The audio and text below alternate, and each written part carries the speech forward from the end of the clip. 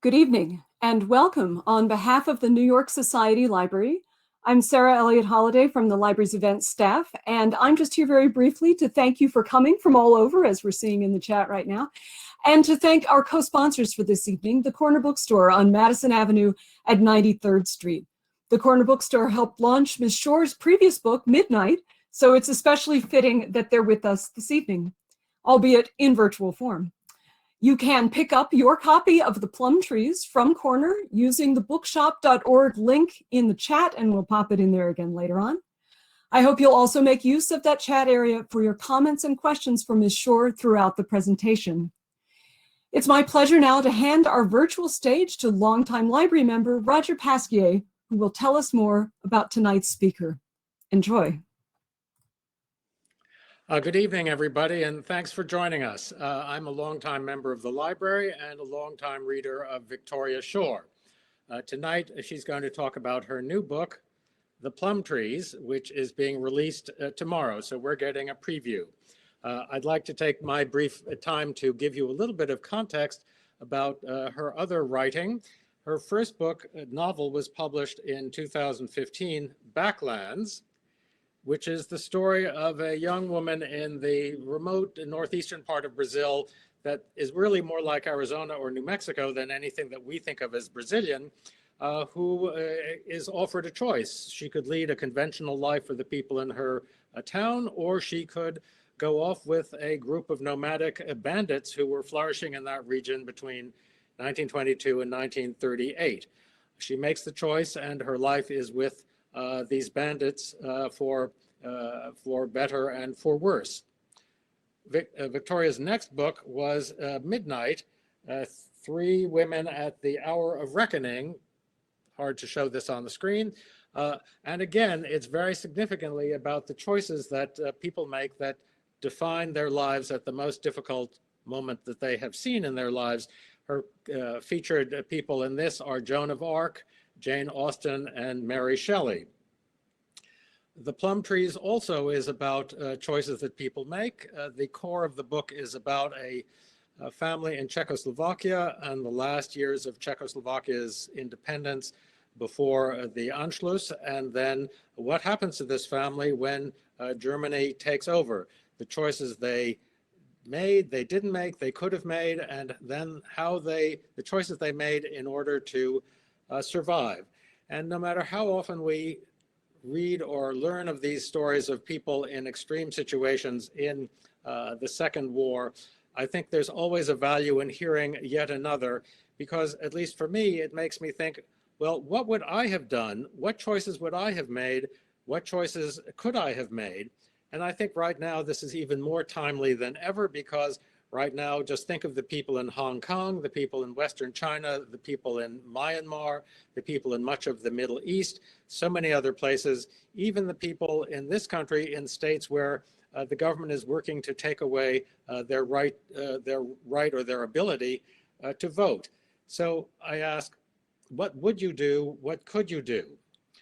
Finally, I want to show you a little bit of another aspect of Victoria Shorr's life that's very much about what she could do.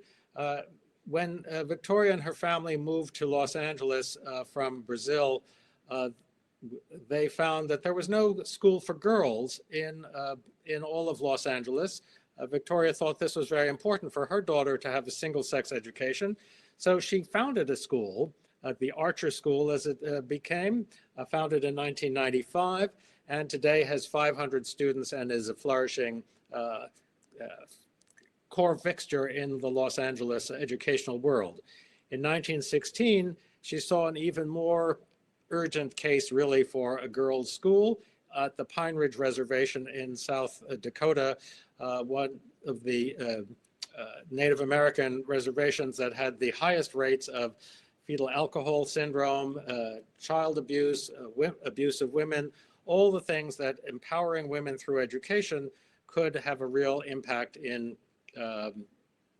changing. So in 2016, she founded the Pine Ridge School for Girls, which has been a success so far, and we look forward to a long-term success. I'm sure that after her talk, Victoria would be glad to answer questions about this aspect of her would do and can do, as well as her writing life. So with that, let me turn this over to Victoria Shorr. Thank you. Hello, I am delighted to be here. Thank you so much, Sarah, for having me, organizing this for the New York Society Library. It's an honor that I've long aspired to. And Roger, thank you so much for your kind words and really setting the scene for this work. Roger and I have been close friends since his fantastic first book, Watching Birds, was published in 1977. So it's a wonderful and important friendship to me. I was going to say good evening, but thanks to daylight savings, to those of you in New York, I can almost say happy spring. I'm always interested in how books get started. The first spark that actually catches fire and turns from mild interest to passion to an actual book. For me, I often know that I'm going to have to sit down and write about something when I catch myself at a cocktail party or a line in the supermarket talking about Joan of Arc rather than, let's say, Harry and Meghan. That's when I know I'm going to be going to my desk or the library in the morning and writing about a book about Joan of Arc, let's say. But this book started differently, with an ambush, you might say, at a funeral. A beloved uncle of mine had just died, and I was devastated. We were standing around the house afterwards, and an old woman approached me with a letter that he had supposedly written. I really wasn't in the mood to read a letter, but she was persistent, and I noticed that it was dateline Germany, August 1945. My uncle had been in the army, so among the conquering heroes over there that August, once the war had ended. The letter was to my grandfather, his father, in Ohio, and opened nicely enough with a recounting of some of his adventures with his fellow GIs in Paris, drinking his first vin blanc, as he wrote it, and dancing in a semi-cabaret, whatever that is. Charming, I said. But read, said the old woman, whom I still didn't recognize as an agent of fate. I read. Soon enough, we moved on from escapades in Paris to a displaced persons camp in Bavaria. My uncle had somehow found two young cousins, Clara and Alice, who had survived Auschwitz, and these two girls gave him what my uncle called the worst of all news, that all of my grandfather's family still in Europe had been killed. Well, this, of course, wasn't news to us. We'd all grown up with this story in the background. It was still sad, though, and hard to read in real time in a first-hand account, but not news. But then, toward the end, there were a few lines that were, in fact, news. Clara and Alice told my uncle that my grandfather's brother, Herman, had escaped from the camp. I reread what my uncle had written. Herman was at Auschwitz concentration camp with them, and as he was very strong and healthy, they have hopes that he may be alive. They do know that he escaped from the concentration camp. Was this possible? Why had I never heard this before? And how ironic that this bombshell falls into my hand the very day that we had buried the one person I could have asked. For starters, who were Clara and Alice? I'd never heard mention of them, and now there was no way to find out. On the other hand, this wasn't my topic. As Roger mentioned, I was in the middle of a book about a Brazilian Bonnie and Clyde. Still, I decided to take a copy of the letter. I stuffed it into a handbag and flew back to Los Angeles in the morning. Though mid-flight, I found myself stumbling over my fellow passengers to get to my uncle's letter in the overhead bin. Had it really said they knew Herman had escaped, or just they thought? This wasn't the story we'd grown up with.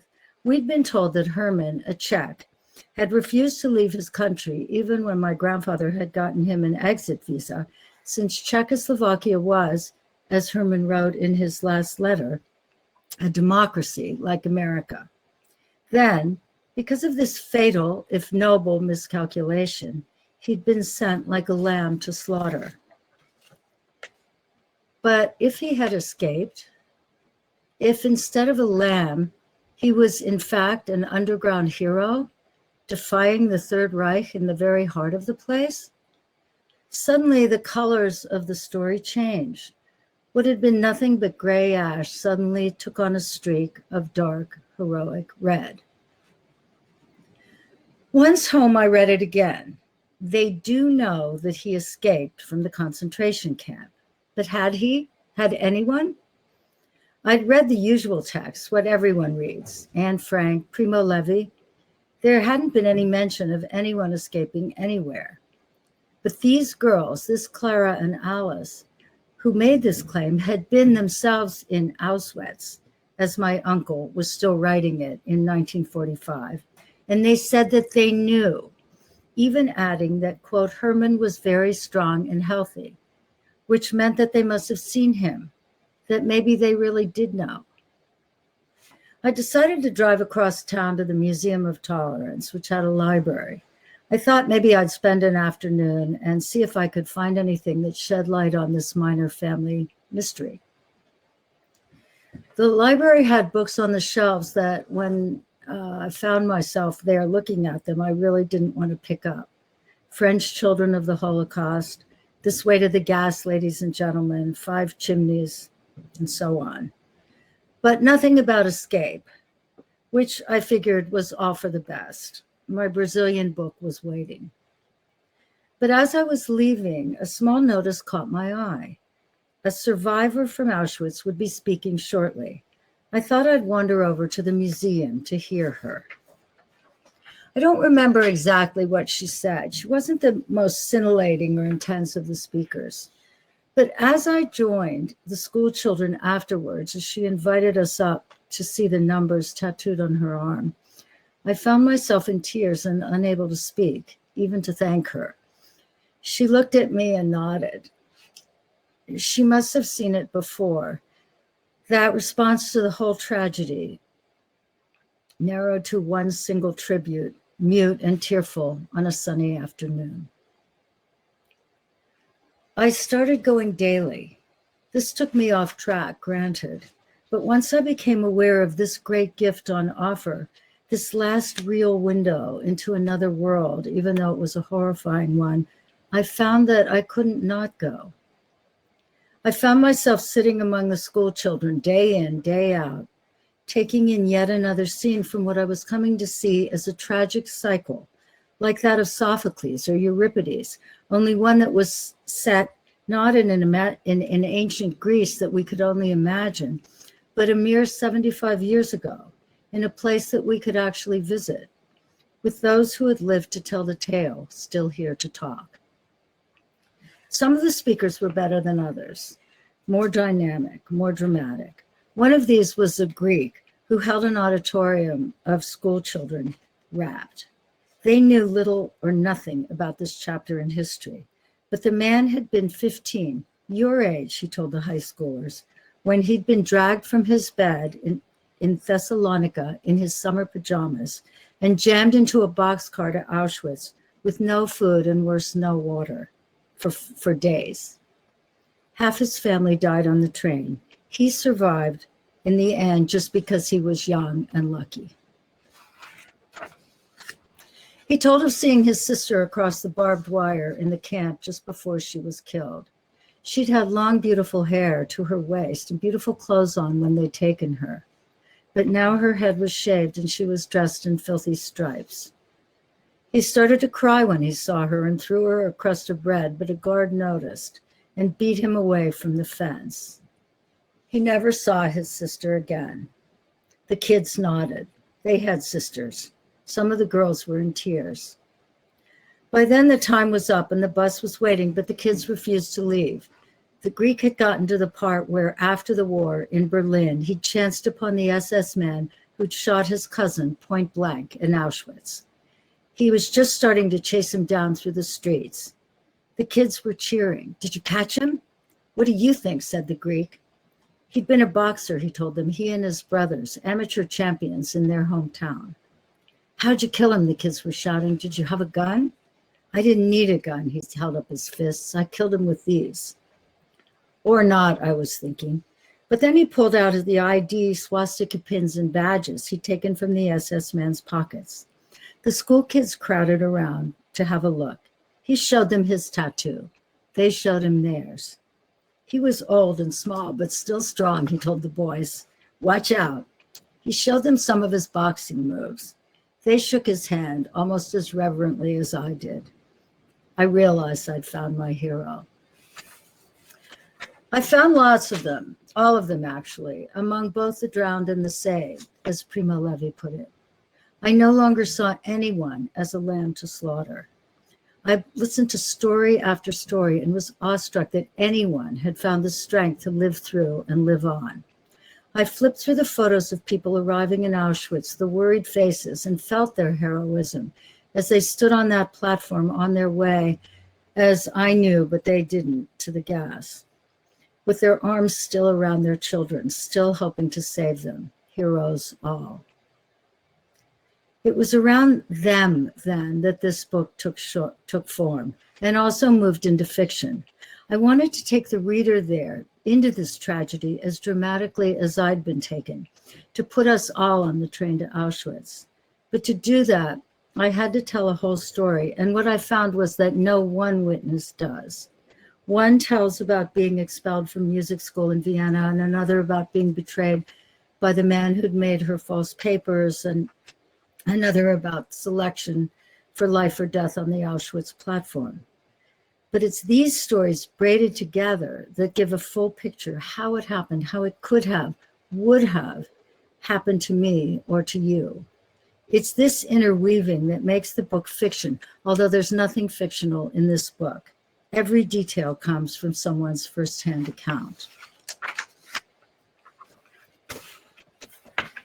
I was thinking about reading a passage about Herman's struggle when the local thugs who'd taken over his town had already deprived him of his business and put him out of his house, were demanding that he turn in his radio. I had heard this story from one of the witnesses on tape, and I felt that it was something that maybe we could all comprehend within the range of our own experience. But then, after what we witnessed on January 6th at our own capital, I decided to read this chapter instead, which I'm afraid now falls within the range of our experience too. This is chapter 4, a scene with Herman and his family still in their hometown in what was still Czechoslovakia.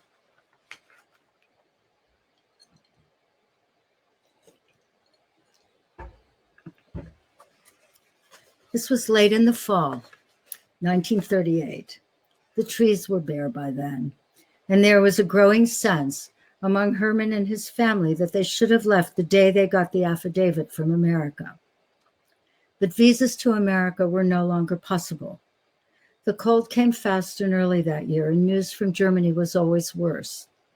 There was a rampage there, they heard, in November.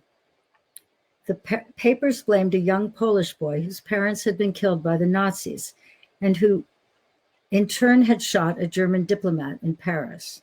The German people, outraged, had risen up spontaneously and broken shop windows. They called it Kristallnacht, Night of the Crystal, for all the broken glass. Bad news, Herman and his friends shook their heads over the newspaper accounts, but at least explicable. The killing of the German diplomat, and then a hooligan rampage that had gotten out of hand. Nothing that hadn't happened before. But that's not how it was. It was far worse than that, said a young woman who had been there. She was passing through the village, hopping from train to train, heading east, and Herman's wife had invited her to dinner. After a few glasses of Plum brandy, she started to talk. She was a student studying philosophy at the University of Bonn in Germany and had been visiting an elderly aunt in the nearby town of Kokum on the Mosel River. Kokum, said Herman's wife. It was famous for its wines. They'd been there once on holiday. A nice town, she said. Nice? The girl gave a short laugh. She lifted her glass and drank it down. They saw that her hand was trembling. Go on, Herman urged her. She took a deep breath. It started the night of the 9th of November. She and her aunt were already asleep in their beds. When she heard the first shouting very close, she thought that she was dreaming. Her aunt lived in a very quiet neighborhood, prosperous and solid, no place for an uproar of any sort. But then there came more shouting, followed by a scream, a shout, and a woman's voice very close. My God, he's dead. Who? She jumped from her bed. A distinguished doctor lived next door. Had thieves broken into his house and killed him? The girl ran into the hall to the telephone to call the police, but the line was first busy and then dead, and the noise from the street was getting worse. Was it a whole gang of thieves then? But didn't thieves act in silence? She'd been frightened at the thought of thieves, but more frightened still at the thought that it wasn't thieves. She went softly into her aunt's room so as not to wake her if she still slept. But her aunt was already sitting straight upright in her bed, her face white, her hand on her heart. From the street came more shouts, more shots, and then sounds of glass breaking, cars screeching, a crash, and then another of what might have been a wall falling down. They could smell fire, and her aunt thought it must be an invading army or even a natural disaster of some sort. But as the shouts came closer, they started to make out the Nazi language, the name-calling, and then the nature of the disaster became clear. She said nothing to her aunt, but they couldn't not hear, the cries and pleas of their neighbors being dragged from their houses and beaten. They waited for police sirens, but heard none. Her aunt's husband had been a judge in the town, a decorated veteran of World War I. He had believed in 20th century Germany, our fatherland, he had called it. Where are the police? Her aunt kept asking. The girl didn't tell her worst fears, that this was the police. The elderly housekeeper appeared in the doorway, and the three women groped their way downstairs to the kitchen and sat in the dark at the table in their nightgowns, waiting for the Nazis to smash in their door.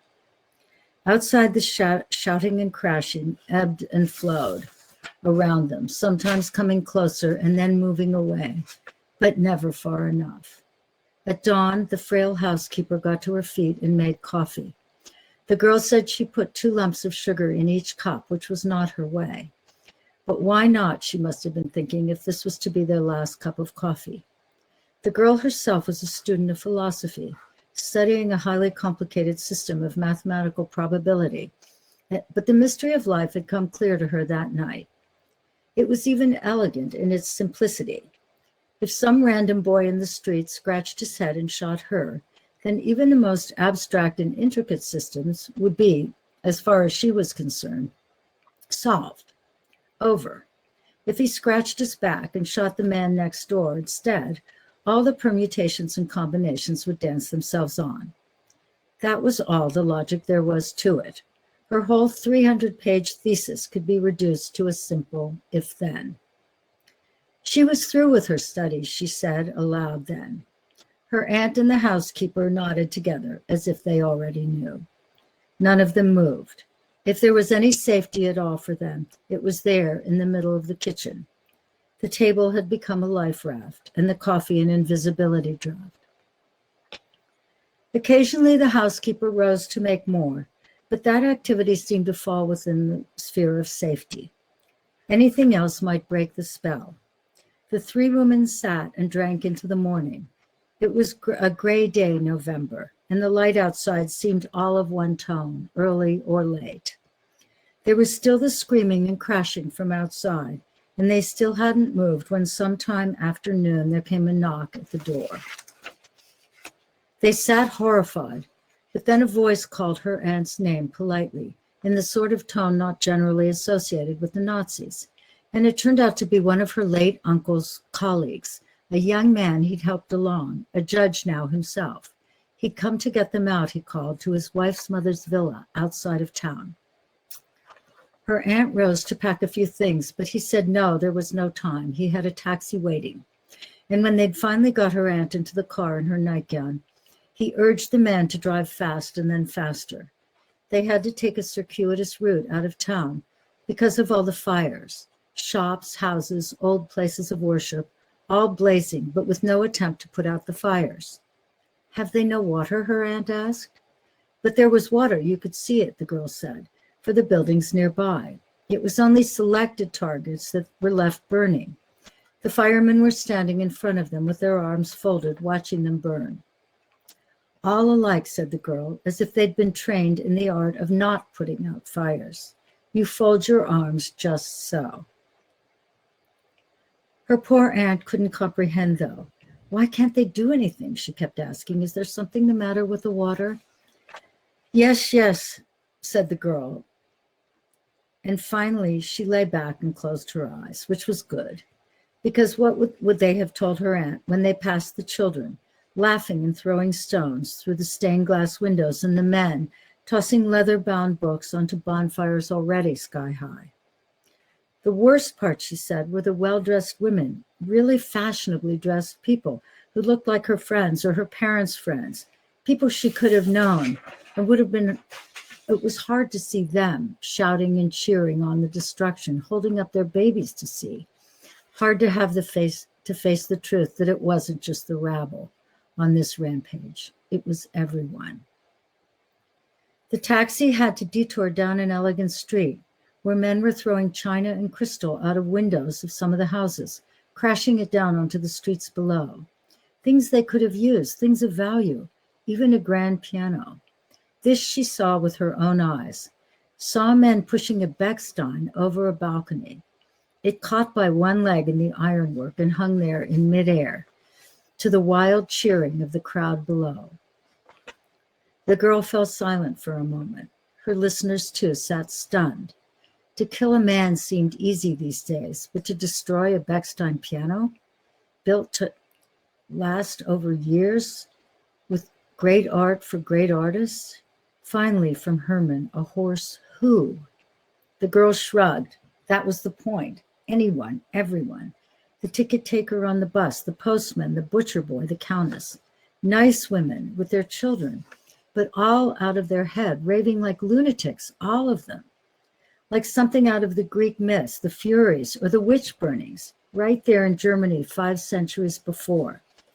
No one knew to this day how many women they burnt, but some sources claimed hundreds of thousands, some said 1 million.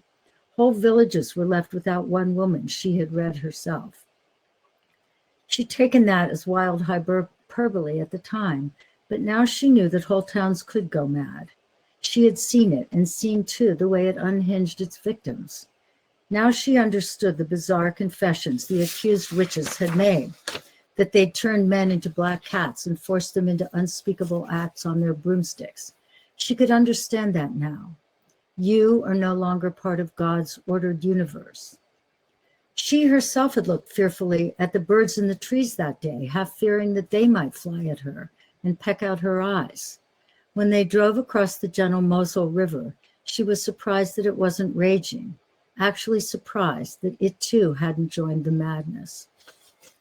Her aunt was still asleep when they finally got to the villa, and in fact, she never really woke up, which was a mercy, since a few days later, when the rampage had subsided and the girl crept back to the apartment, she found the place destroyed. Not so much robbed as wrecked, like what she'd seen in the streets, the crystal and china smashed, the piano hacked to pieces, dirty oil poured over the lovely old rugs, paintings slashed, even her aunt's Nolde, which was ironic, since wasn't he a Nazi himself? Her own books had been pulled off the shelves and seemed to have been kicked around a bit, but not burnt. Maybe they'd run out of petrol. It had come to her then, she said, looking around the room in the aftermath, that the chaos, this insane destruction, was a perfect portrait of Germany after 1918 and the end of the war. The chaos in people's lives, the unemployment, the insane inflation, the wheelbarrows full of their own good marks, worth nothing, and the crippled veterans home from a war they hadn't realized they'd lost, with their lives in ruins.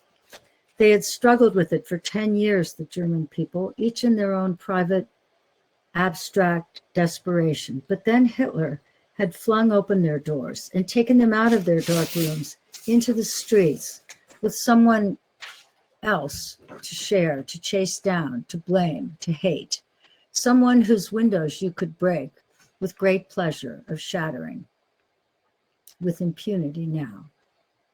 She got to her feet. Anyway, she was through with all that, with trying to make sense, to understand. She was on her way to Romania, where she heard you could still get out. She had a cousin in America, but that was hopeless. There was said to be a line 3 deep surrounding the US consulate in Bucharest, and people who managed to get inside the palings were sleeping on the steps. But the British consulate was still giving a few visas, and she had a sister in England and could speak the language. She was hoping to find work as a governess there. And then perhaps study, said Herman. She laughed. How old are you, he asked her. 19, she said, old. And that's when Herman stopped talking about his faith in the 20th century. Thank you.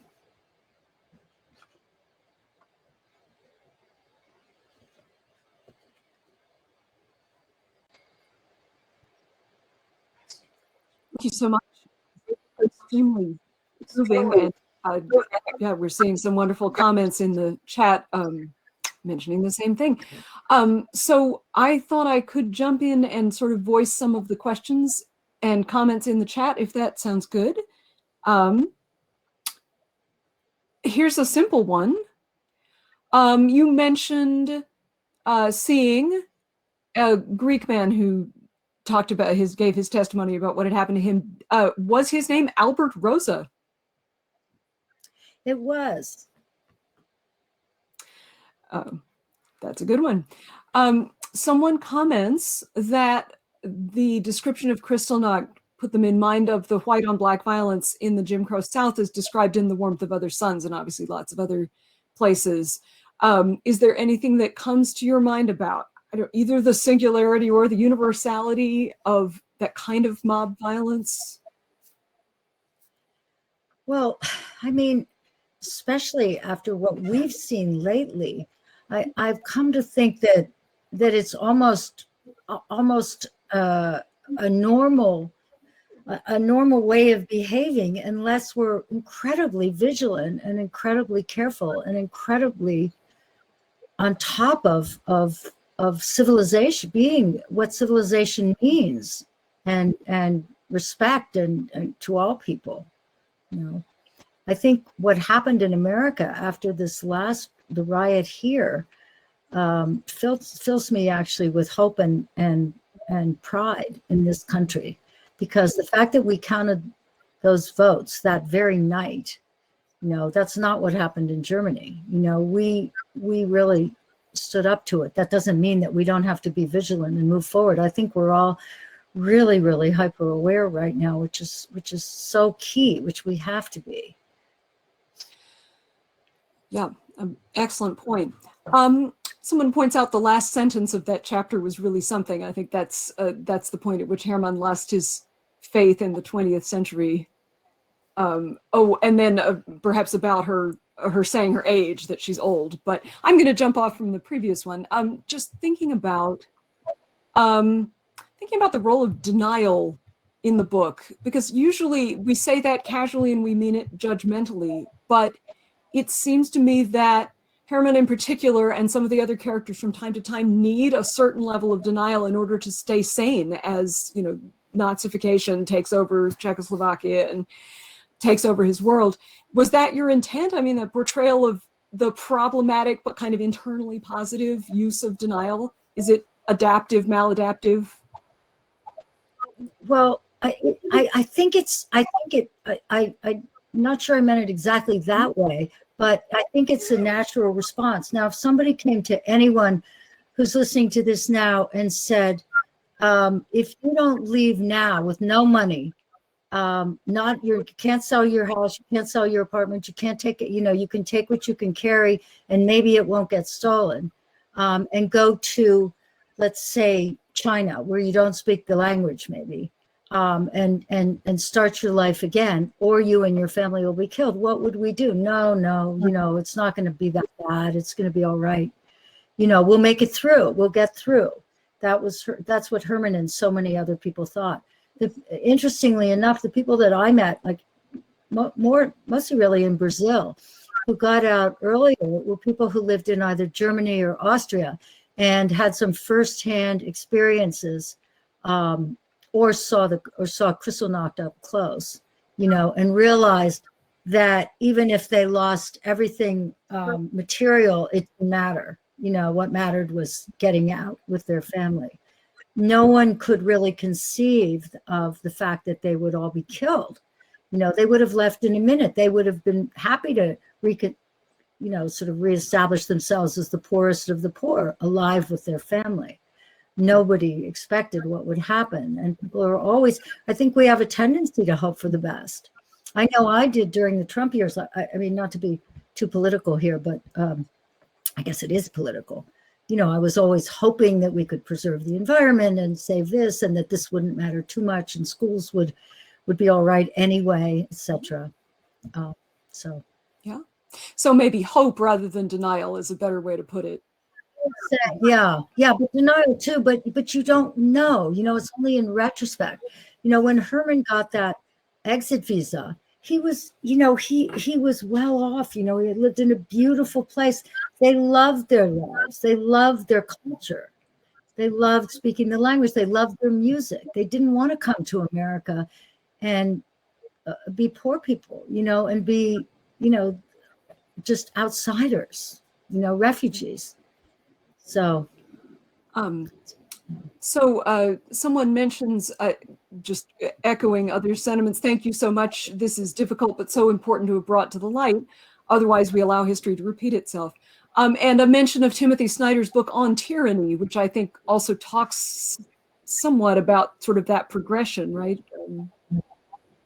Such a great book. So that book was so helpful, during, starting in 2016 or 17, I guess, when it came out.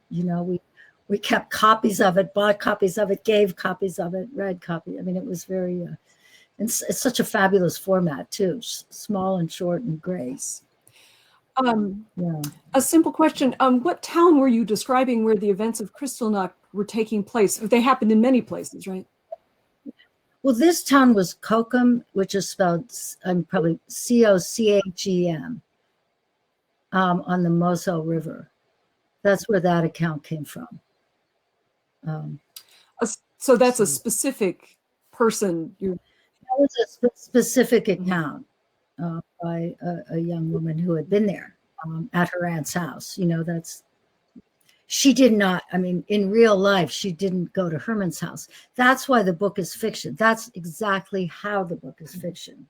In real life, she didn't go to Herman's house. She did go to Romania.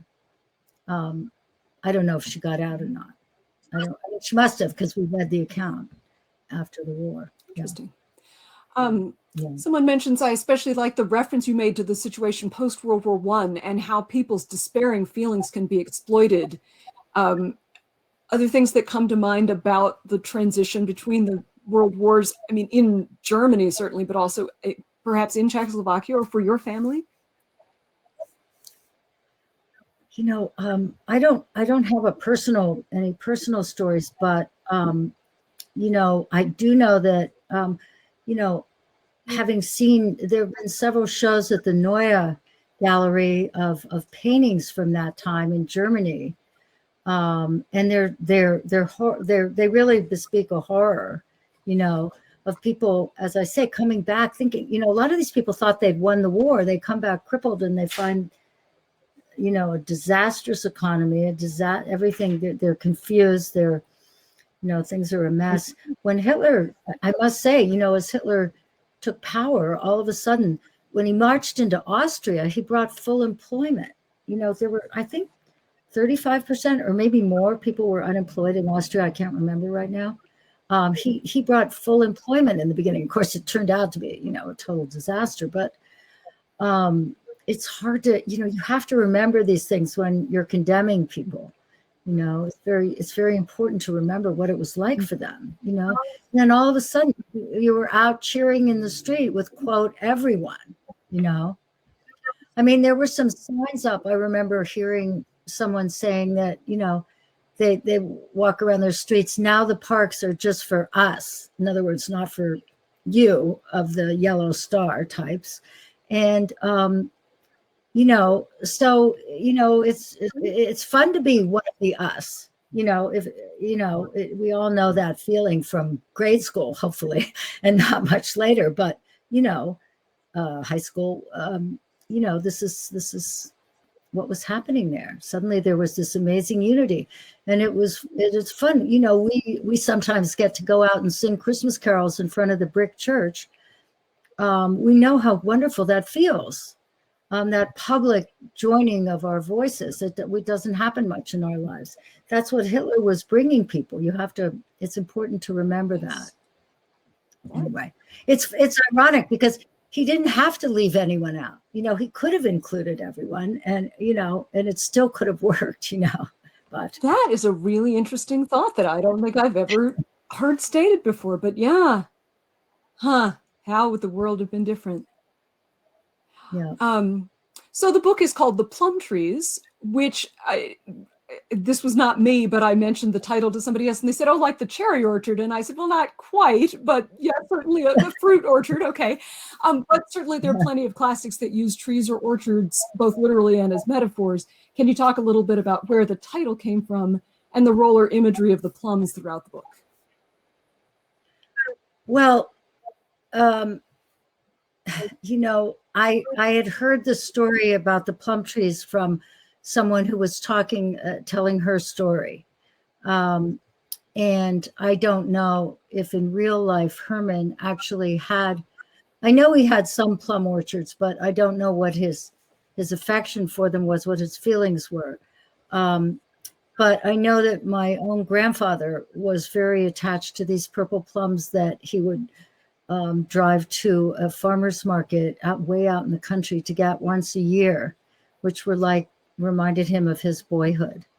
And I could see how attached, I know how in our lives, how attached we are to trees, and how that could keep you in a place that otherwise, if you were just didn't have something like that you loved so much. When you love a tree, you love the land, and you feel connected to the land. It's hard to imagine that land turning on you. And I think that connection makes it comprehensible why they stayed when they could have left. Rooted, you might say. Yes. So a couple of comments here that are maybe not exactly a question, but thank you everybody for your comments and questions. Do continue to add those to the chat. So sort of a thought project, why do you think Hitler didn't include everyone? Why did he choose the specific populations he did? And someone adds, maybe it wouldn't have worked at all to include all people because the scapegoating is an essential part of the dynamic. But why scapegoat the particular groups? Yeah. I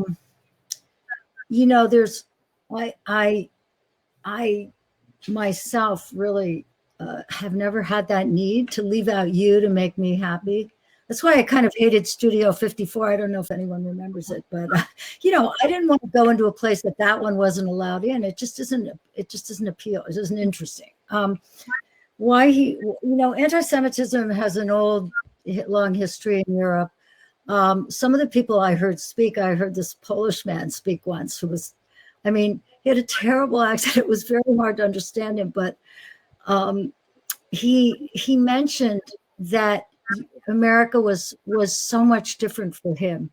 And, that to his amazement, after his wife died, he was married a Christian woman, which he couldn't imagine having done in Europe, So it's something that we Americans don't understand viscerally the way, so why Hitler chose Jews? It was probably the easiest, the old target, but why he had to choose gypsies, Roma as well, and why he had to target homosexuals, that seems, I don't know, why, if he'd chosen, maybe he could have, and I guess Seventh-day Adventists, I guess it's easier maybe to rally people around hate than around an idea or a vision of inclusiveness, a vision of progress, let's say, that we've seen here since the inauguration, with Biden really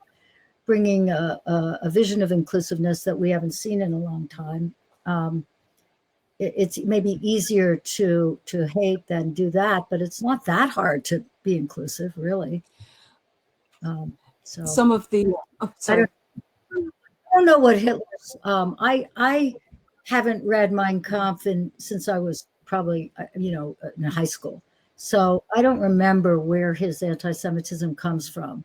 What kind of weird? I mean, I know there are probably some psychiatrists who can give us that weird connection, psychosexual weirdness. There were only 650,000 Jews in Germany out of a population of 60 million. So it's really an insignificant group there. Now, there were more people in Poland and other places, but it just, it just was an easy, you didn't have to think about it. There it was. Some comments have pointed out targeting the vulnerable too familiar today. Fear of differences, always easier to target the others, and minorities for some people exist to be targeted. And I do think that's a sad fact about human nature. Oh, and this is so good. I'm going to read this one too. And then, yes, thank you. We're going to get to that question. There is a pattern in the history of dictators of eliminating intellectuals, merchants, cultural leaders in order to gain and maintain power, plus the scapegoating is essential. Blaming others in order to claim exemption from current problems. This is really food for thought. So yes, thank you. The great question that we all want to know, did you find out what happened to Herman? Well, I'd have to give a spoiler alert if I were going to say that. It does run through the book, though. So, I think it's, it became less and less important to me, That's interesting in itself in the process of writing, that it started out as this very small kernel and then became this much larger. Exactly.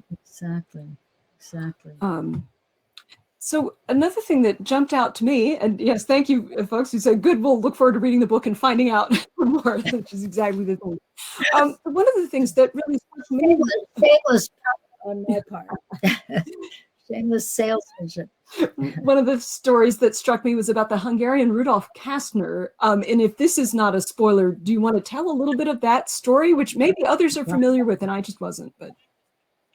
I wasn't either. I mean, and it's funny, sometimes I think that this book, it really just came about because I hadn't read very much about this time and didn't know much. So was kind of astounded by things that maybe other people consider old news. But as I was researching, there was a very famous escape from Auschwitz with these. This was toward the end when there was a Russian and Polish underground in the camp. And actually one of the great French women who did survive the camps, a French resistor. There's a Musée de l'Homme in Paris, which is like the Natural History Museum there. And the people there just automatically joined up and resisted without even thinking about it. And a lot of them were betrayed and caught. She wrote about her time in Auschwitz, a very effective, important book. But she said that in order to think about escape, you have to have hope. And when they were there in the beginning, there was no hope. But toward the end, there was hope. And there were these undergrounds. And a Russian prisoner of war helped two Hungarians escape. They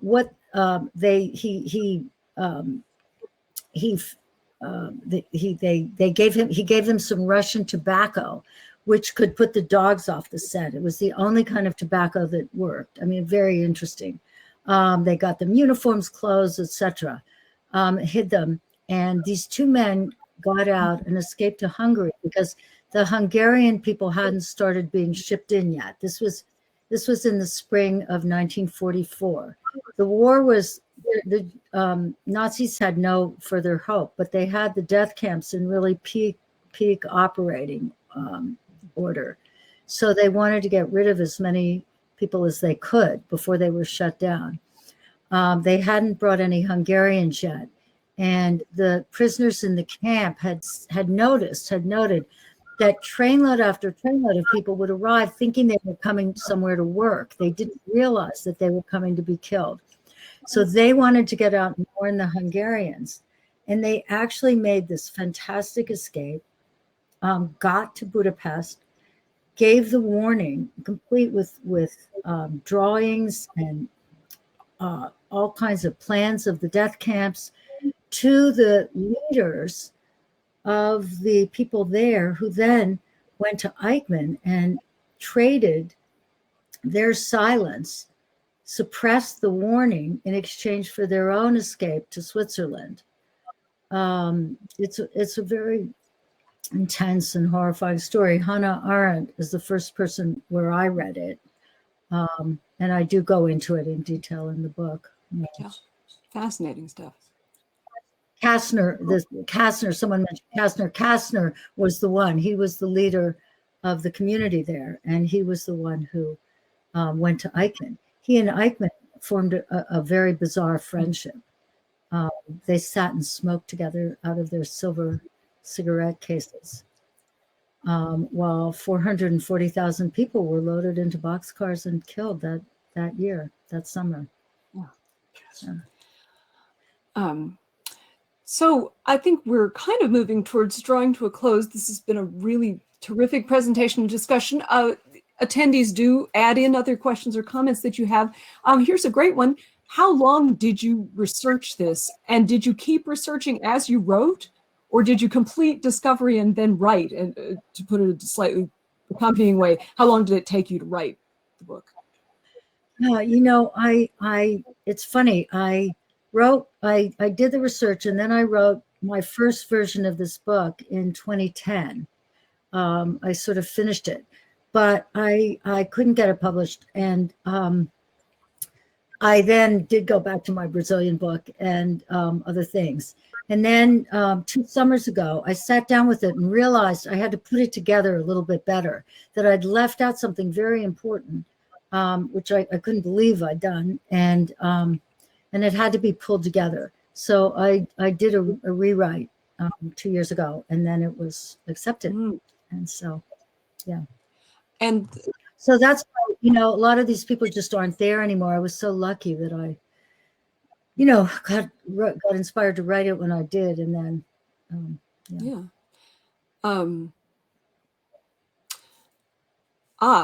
just to point out, what was the name of the French woman who wrote the memoir? And I should know that one too, and I don't remember it just this moment. I should know it too, and I don't have my book right here. It's in my bibliography. I'm sorry that I forget her name.